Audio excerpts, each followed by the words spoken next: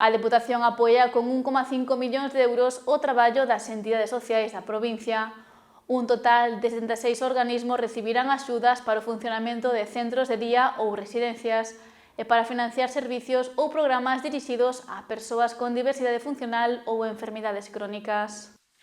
A Deputación da Coruña destina este ano 1,5 millóns de euros para apoiar as entidades sociais sen ánimo de lucro da provincia no mantemento dos seus centros e de programas sociosanitarios e terapéuticos dos que se benefician centos de persoas con discapacidade ou enfermidades crónicas. A concesión destas liñas de subvencións ven de publicarse no Boletín Oficial da provincia e son un total de 76 axudas que oscilan entre os 1.000 e os 54.800 euros. 44 asociacións beneficianse este ano d'1 millón de euros en axudas da Deputación para o funcionamento de centros que inclúen residencias, centros de día, ocupacionais ou de atención á infancia, entre outros.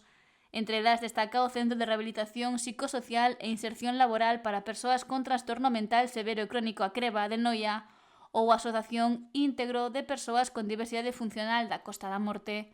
Na liña para programas sociosanitarios, a Deputación destina outros 500.000 euros para apoiar a 32 entidades na súa oferta de servizos, programas ou actividades de carácter sociosanitario dirixidas a persoas enfermas, xeralmente crónicas.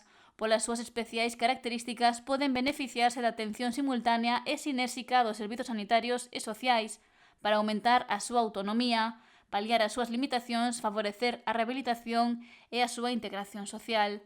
Algunhas patoloxías coas que traballan as entidades financiadas son a saúde mental, a anorexia e bulimia, o cancro, a esclerose múltiple, a ELA, o Alzheimer, a fibrose quística, o Parkinson ou as enfermidades reumáticas.